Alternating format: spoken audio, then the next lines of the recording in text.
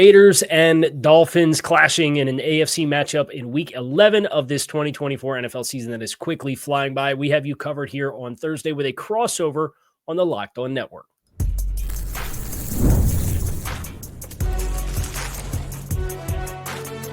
You are Locked On NFL Crossover, part of the Locked On Podcast Network. Your team every day. What's going on, everybody? Welcome to another crossover Thursday here on the Locked On Network. I am Kyle Krabs, host of the Locked On Dolphins podcast, joined by your boy Q from Locked On Raiders, and we are previewing Week 11 Dolphins Raiders Hard Rock Stadium from each and every angle that we possibly can. Appreciate all of our everydayers here on the Locked On Network because it is your team's every day. We don't just say it, we live it here on the Locked On Network. Today's episode of Crossover Thursday is presented by PrizePicks. Download the app and use code LOCKEDONNFL to win $50 instantly when you play $5. PrizePicks, run your game. And Q, want to welcome you to a crossover. Y'all flying to the East Coast again. We did this last year. How are things going for you this season? Well, I'll tell you, obviously it hasn't got off to the start that Raider Nation wanted. It wasn't the start that the Raiders won. I say start, it's already Week 11, like you mentioned. So 2-7 on the season obviously is not what anyone expected, including head coach Antonio Pierce. There's been changes that were made during the bye week where the offensive coordinator Luke Getsy is now out. Scott Turner goes from being the quarterback coach to being the OC, the coordinator and the play caller. His dad, Norv Turner, the longtime offensive coordinator, is now the senior analyst. And Joe Philbin, a guy that folks in Miami know really well from his time there as a head coach. He is now the offensive line coach, taking the place of James Craig. So there's a lot of changes going on as the Raiders are still trying to find themselves and figure out exactly what's going on and how to get the train back on the tracks the rest of the way. And you mentioned change, and it sounds like there's going to be another change behind center in this game as well for the Raiders. It's been kind of a merry-go-round and back to Gardner Minshew this week, it sounds like. Yeah, and it's funny. I actually thought Desmond Ridder was going to be announced as the quarterback moving forward coming out of the bye week. That was my expectations as we met with Antonio Pierce on Wednesday, but he said Gardner Minshew gives them the best opportunity to win. So Kyle, for me, that means that either they're not seeing what they thought that they were going to see from Desmond Ridder in practice, and he just hasn't absorbed enough of the playbook to feel like they have a real chance to put him out there and he can go out there and execute it without, just kind of turning the ball over and making a mess out of himself. And so Gardner Minshew, the guy they brought in as a free agent, they got $15 million for the next couple of years, fully guaranteed, I guess is the best option. I mean, he's been benched multiple times throughout the season, and he's back at it under center. So we'll see what it looks like. But yeah, I was really kind of surprised. That was one of the big surprises from Wednesday, is that Ridder wasn't named the starting quarterback for the Raiders. So Q, you had mentioned a familiar face for a lot of Dolphins fans in Joe Philbin from his time as former head coach, a familiar face that we won't see. One of the biggest contracts given out in free agency this spring with Christian Wilkins, missing his opportunity to come back and play in his former old digs at Hard Rock Stadium and play against the Dolphins. And we're obviously wishing Christian the best because he is such a tone setter and was a great piece of this Dolphins rebuild before leaving in free agency for a much-deserved contract. But I was wondering on the defensive side of the ball, I also see Malcolm Kuntz on injured reserve. What's kind of the vibes there around Max Crosby in that defensive front? Because full transparency, and we'll get into Miami in just a little bit, they're down there starting right tackle for the remainder of the season. So figuring out what protection is going to look like and digesting a Raiders front that isn't necessarily what they hoped that it would be from an availability standpoint is one of the big matchups I'm sure is on a lot of Dolphins fans' minds.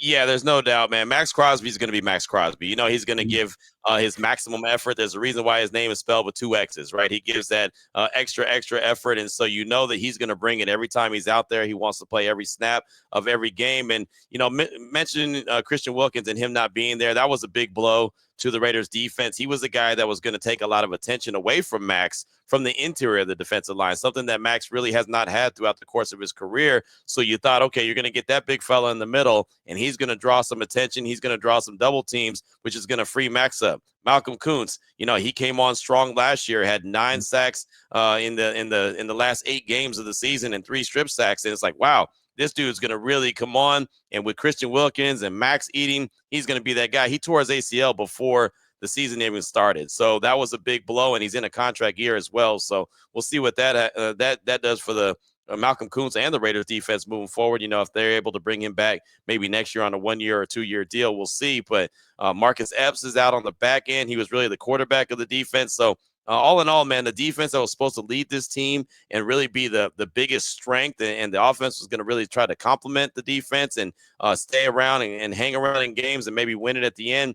That hasn't happened. That game plan that they had, it hasn't been that game plan because they just haven't had the full arsenal of players that they thought that they were going to have. So it's been kind of a hodgepodge or whatever. They've been trying to put it together, put the pieces together, and they have other guys that have stepped up, but they're not Christian Wilkins. They're not Malcolm Koonce. They're not, Marcus Epps on the back end. There's a lot of guys that are filling the void as best they can, and it's just that. It's the best that they can. So the defense hasn't lived up to the billion that we all expected coming out of training camp in Costa Mesa, California, that was going to look like.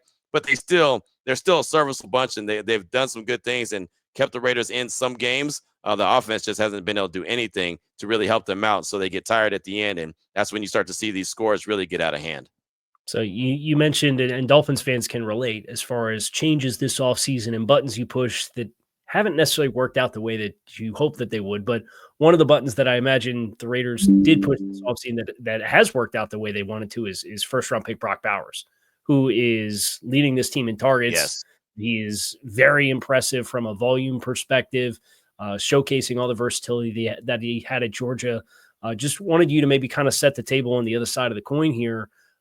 Bowers is one of the straws that stirs the drink in the passing game. Who else are the other identity pieces that have kind of clicked, whether that's for better or for worse, for who you guys have this year and what the offenses look like? Well, I'll tell you, Brock Bowers has been the bright spot. He really has. The run game has basically been non-existent. That was something that Antonio Pierce said he was going to lean on heavily this year, was the run game. It really hasn't been there. Alexander Madison is the leading rusher right now, and I mean, he's been okay, but the Raiders, I think, have the worst rushing attack in the league. All right, so that hasn't been good. Devontae Adams obviously is no longer with the Raiders. He's now in New York with the Jets, so he was going to take some of the attention. Brock Bowers gets all the attention now, and he's phenomenal. I mean, he's been everything as advertised and then some as a rookie. I think that he's going to be really great as long as he stays healthy. But, there's not a whole lot of other that's been working. Jacoby Myers, I think, is a really good wide receiver. He missed a few games dealing with the ankle injury, but he's back, so that's a positive. So I would just really look at those two weapons right there, Jacoby Myers and Brock Bowers, and understand that that's how the Raiders are going to butter their bread. They're going to try to run the ball. You know that Norv Turner and Scott Turner, they really rely on the run game to make their offenses go. But unless that offensive line gets turned around, unless Joe Philbin shows some magic, and he works some magic during the bye week, and they're ready to get cooking, in that run game, I think it's going to be a heavy dose of Bowers and a heavy dose of Jacoby Myers, and see the best that they can do. We are going to flip to the other side of the coin here and talk about the Miami Dolphins and all the storylines that they have going on and what has been a surprisingly eventful week for them from a transactions perspective, and a former player chiming in and discussing his perception of what this team was last year. That kind of has Dolphins fans on all kind of a tizzy. So we're going to get into all of that in addition to keys to victory here on this Crossover Thursday. Make sure that you stick with us. Time is our most precious commodity, so don't waste it scrolling through the same mind-numbing content for hours and hours. You should use your time wisely and use it to improve yourself. And that's why our sponsor, Hillsdale College, is offering more than 40 free online courses, including Constitution 101, the meaning and history of the Constitution, Introduction to Free Market Economics, the rise and fall of the Roman Empire, and a brand new documentary-style course on Marxism, socialism, and communism. All of Hillsdale's courses are self-paced, so you can start whenever, tune in wherever. Plus, you can go deeper with readings, quizzes, discussions, or you can just enjoy the lectures. Go right now to hillsdale.edu/lockedon to enroll. There's no cost, and it's easy to get started. That's hillsdale.edu/lockedon to register. hillsdale.edu/lockedon. Football fans, you can make the most of this football season and tackle all of the action with FanDuel, America's #1 sportsbook, because right now new customers can bet $5 and get $150 in bonus bets if you win. The FanDuel Sportsbook app gives you everything you need to place live bets on the NFL, all in one place. So when you get a hunch in the middle of the game, You can check out the latest stats, view the live play-by-play, and so much more on the same page as where you place your bets. Just visit FanDuel.com to join today. You'll get started with $150 in bonus bets when you win your first $5 bet at FanDuel.com. Right now, the line for this game, it kind of yo-yoed a little bit on Wednesday. It opened at Dolphins -7. It was up to 7.5. It's back down to -7. The game total, I think, is interesting right now. The over-under for both teams is set at 44.5 points. So some interesting options for whatever your gut tells you, and you can make the most of that hunch and make every moment more with FanDuel, an official sportsbook partner of the NFL. So, Q, I'm going to pass the baton here to you. What can I tell you about the Miami Dolphins coming into this matchup from what piques your interest?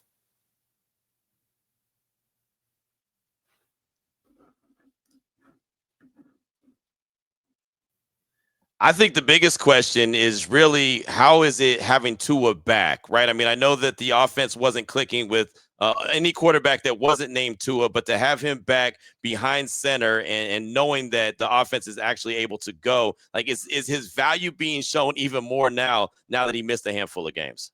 Yeah, I think so. I certainly think the narrative around Tua has to change a little bit as far as this perspective that you could put anybody in there with Tyreek Hill and Jalen Waddle and the offensive productions.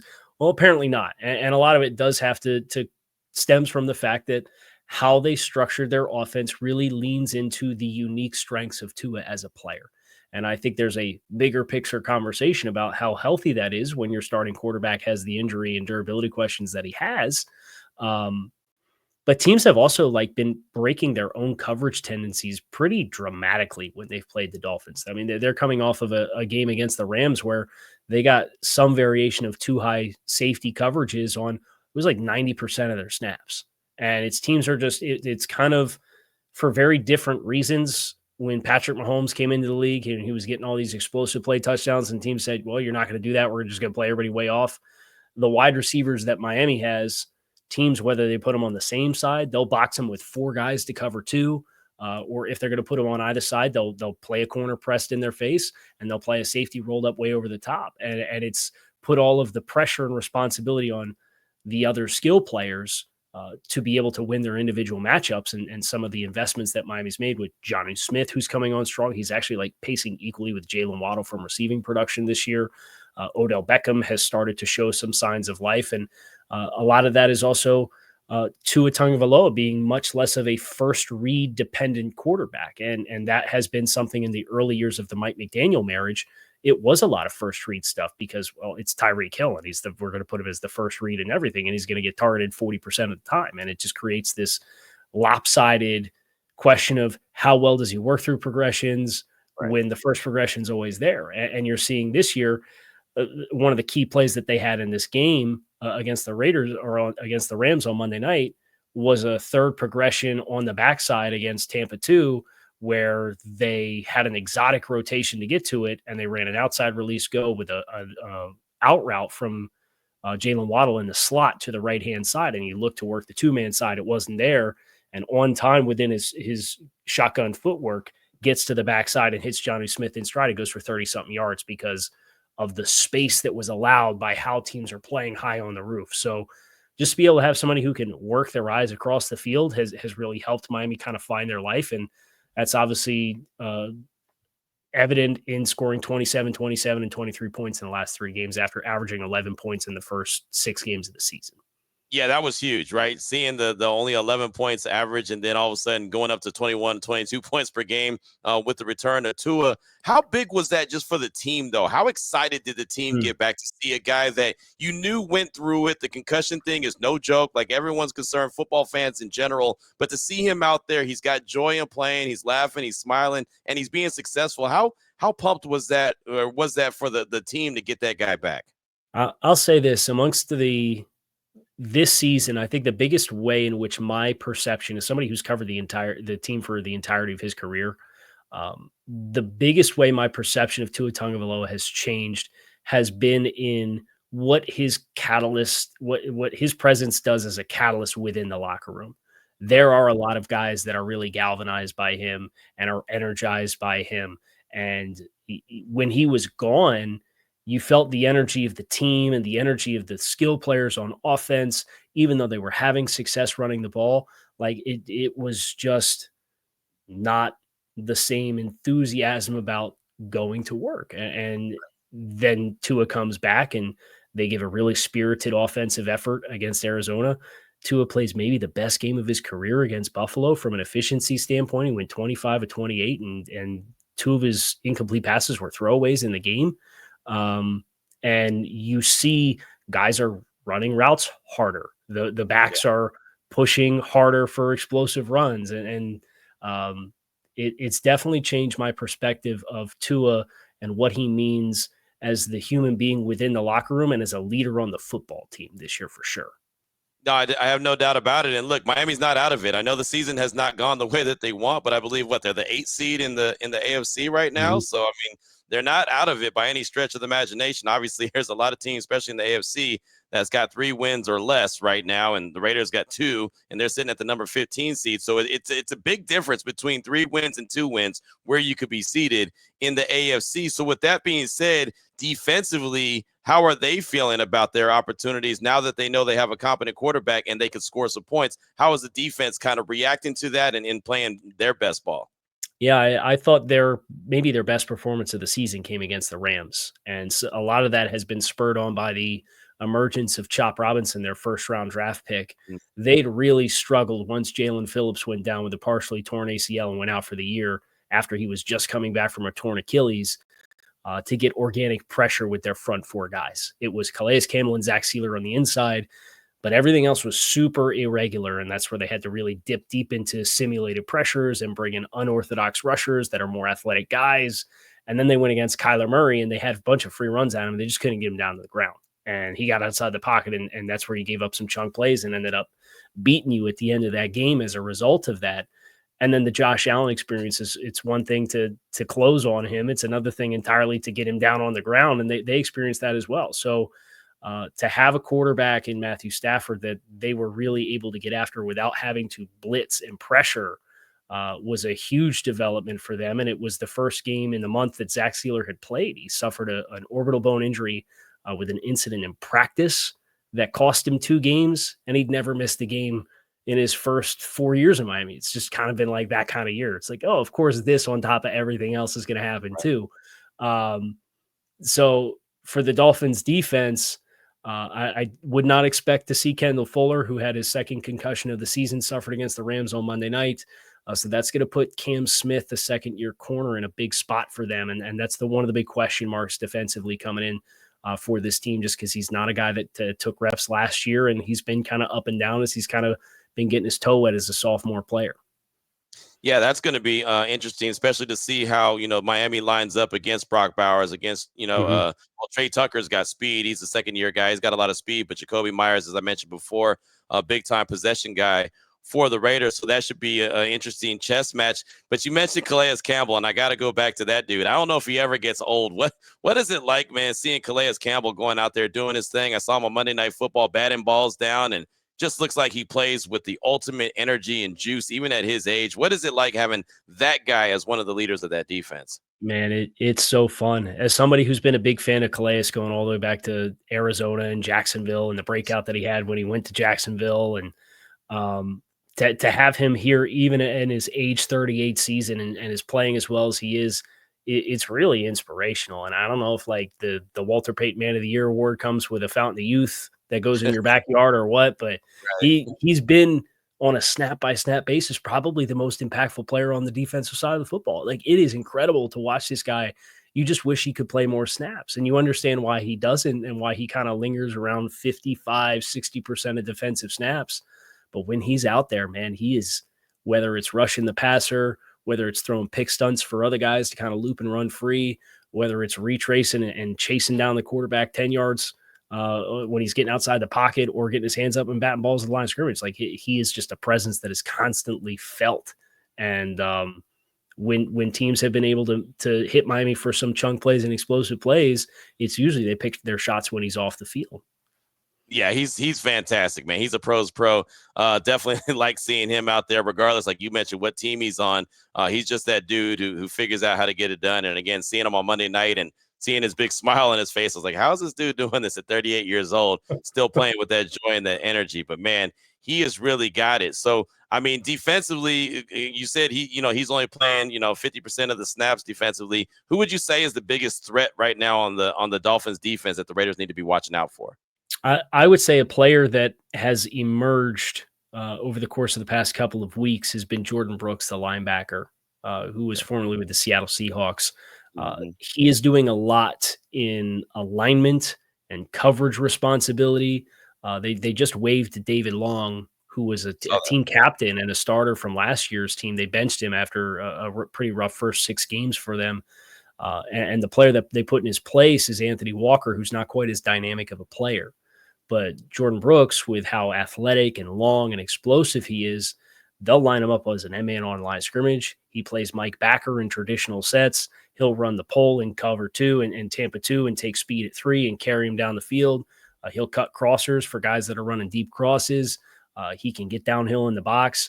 He's somebody who has started to really showcase and justify why the Dolphins gave him it was close to $10 million per season was the annual average of that contract. So they saw a lot in him, and he had a lot of food on his plate in Seattle with what he did from a coverage perspective. You're starting to see that expand, and that's allowed them to be a little bit more exotic as this season has gone on from their coverage shells as well.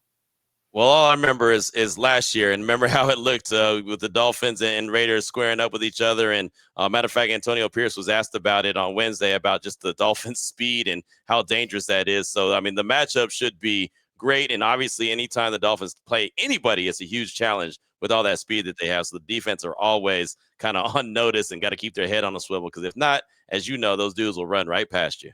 Yeah, we're getting into keys to victory next year for both teams on a crossover Thursday episode on the Locked On Network. Make sure you stick with us. We'll be right back.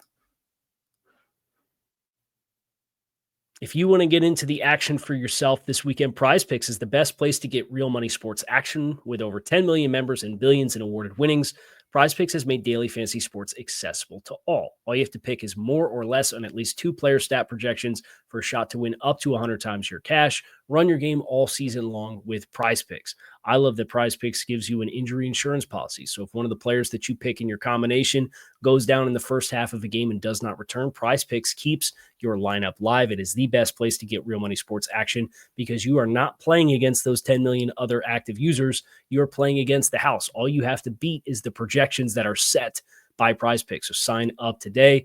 PrizePicks now offers Venmo for quick and easy deposits and withdrawals into your account this sports season. Download the app today and use code LOCKEDONNFL to get $50 instantly after you play your first $5 lineup. That's download the app PrizePicks. Use code LOCKEDONNFL. Get $50 instantly after you play your first $5 lineup. PrizePicks, run your game. All right, Q. So I guess I'll selfishly ask you for all 3 of your keys to victory first, instead of doing like the ping pong back and forth thing. So in your mind, 3 keys to victory for the Raiders if they're going to win this football game. What does that recipe look like in your mind? Well, first and foremost, they can't turn the ball over. That's something that's plagued them all season long. Their turnover ratio is terrible. Giving the ball away, 19 times and only taking the ball away like 3. So, I mean, 3 or 4. So, I mean, again, coming off the bye, they need to be refocused. They need to make sure they protect the ball.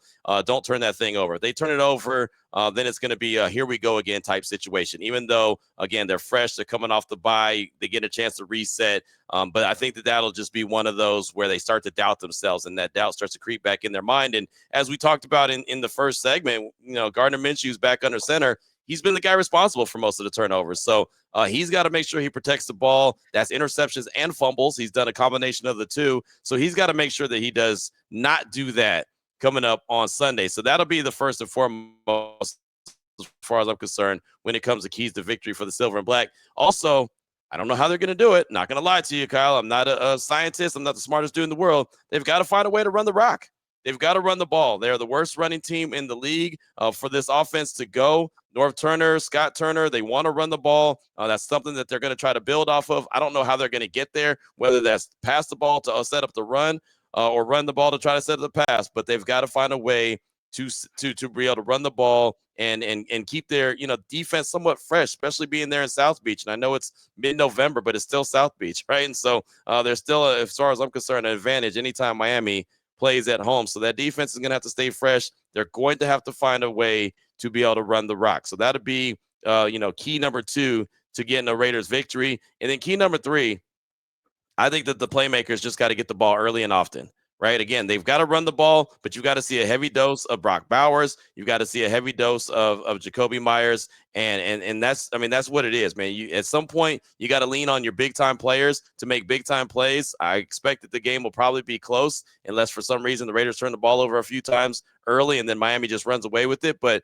if the game goes the way that the Raiders want it to go, it'll be close. And if it is, then at the end, they're going to need their playmakers to step up and make plays. So I expect that Bowers and Jacoby Myers will be heavily involved in getting the ball and getting into the end zone a couple times. And, just a side note, while they're not turning the ball over, probably create a turnover or 2 as well. So I'm selfishly going to throw, 4 in there, but that's just kind of what they've got to do. And, they really don't have an identity. They've gone through 9 games already through 10 weeks, and they don't have an identity of who they are offensively or defensively. So that's something that they're going to have to establish, but we won't know it until we see it come Sunday versus Miami. So as far as I'm concerned, those are the biggest keys for the Raiders to get a victory come Sunday. For you and the Dolphins, what do you think that it has to happen for them to come away with the victory and stay in the hunt there? Yeah, I think for Miami, a couple things come to mind. The first thing offensively is they need to have a clean operation. They have been a team the first 2 years under Mike McDaniel that's been very explosive play reliant. The explosive plays have not come, but they have in turn found success with methodical 8, 9, 10 play scoring drives, especially since the return of Tua Tagovailoa against the Arizona Cardinals the last 3 weeks. I think they were penalized once offensively against the Rams on Monday Night Football. And it hasn't been like the backbreaking, here's a 12-yard run with an offensive holding and it's a net 22-yard loss. And then it puts you behind the chains and the whole drive is dead, right? So for that, making sure that they're keeping their hands inside the strike zone and the blocks. I think there'll probably be a little bit more vertical and downhill run game oriented without Austin Jackson, their starting right tackle. And I think if you're going to have success making Max Crosby kind of think a little bit more instead of just teeing off and getting up the field, you are going to want to run some power at him, try to pull guards to him, try to bring the tight end extra attention his way. They have some outside concepts in which they have somebody who's engaged, and then their split flow player gets involved for a double team to create a little bit more expansion. So throwing multiple bodies at Max Crosby, but doing so without putting yourself at risk with reckless hands to get a penalty that's going to put you behind the sticks, I think is really important for Miami. I think finding the right balance of their defensive personnel, knowing that this is a team that has Brock Bowers at tight end. I believe Michael Mayer's back on the practice field. Yeah, big Mike is back. Made his return on Wednesday. Yep. So that expecting to see 12 personnel with those two guys, you're going to have to dip a little deeper into your defensive line rotation for interior guys if you're going to play base and not play nickel against those guys. And if you're going to do that, finding the right combinations of groups of guys where it's been Calais Campbell and Zach Sealer have been awesome. But outside of that, Deshaun Hand's been a solid rotational guy, but Benito Jones has been very up and down as a nose tackle type player. They had Brandon Peely, who they cut because he was playing poorly, and then they had Neil Farrell, who they elevated off the practice squad, and he's on the 53. They've been trying to find another guy. And if you're going to play 12 personnel and keep Miami in base, I think you just, especially because Calais Campbell has a snap rotation, you need to be mindful of. I think they have to find that right combination.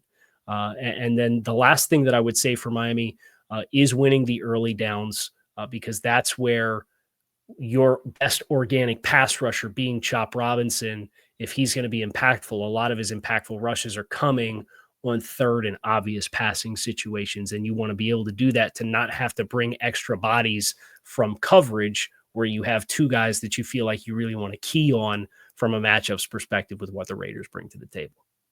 Yeah, man, it's going to be a fun matchup. It really is. And again, I mean, with the Raiders and they have so many questions, right? I just want to see what version of this team is going to be out there. And again, the season has not gone obviously the way that anyone expected it to go, Antonio Pierce or anyone in that locker room. But how do you salvage it? How do you come back off the bye week knowing you have 8 games left starting on Sunday? How do you come back and establish yourself as a real deal team? Or is this one of those where they just can't get right and they just continue to snowball? They're on a 5-game losing streak. So you know how that goes when a team is on a 5-game losing streak or it's a streak like that. It's just the vibes are bad. The energy is bad. The culture feels bad. So they got to find some good. And the easiest place to go to find some good is not South Beach, but that's where they're heading to go. I mean, you go where the schedule takes you. So they got to come out of their bye and head to Miami and see what they can do. And obviously there's a really tough offense that they'll be taking on going up against Coach McDaniel and company. So I want to see how this team reacts and how they come out and what kind of energy and what kind of pride they play with. Because right now they need to dig deep and do the best that they can to try to snap this 5-game losing streak that they're on. Yeah, with them coming out of the bye and the coaching staff changes, I think there's a lot of intrigue and mystery around the Raiders and how they're going to respond. One thing I know for sure is Q is going to have you covered after the game at Locked On Raiders with everything that Raiders fans need to know. It is your team every day with Locked On Raiders. And same thing for Locked On Dolphins. If you're a Dolphins fan, come on back to Locked On Dolphins. We will have you covered on both sides after this game on Sunday at Hard Rock Stadium. We hope you enjoyed this crossover Thursday episode of Locked On Dolphins and Locked On Raiders here on the Locked On Network. I'm Kyle Krabs with your boy Q, and we are out of here. Enjoy the game.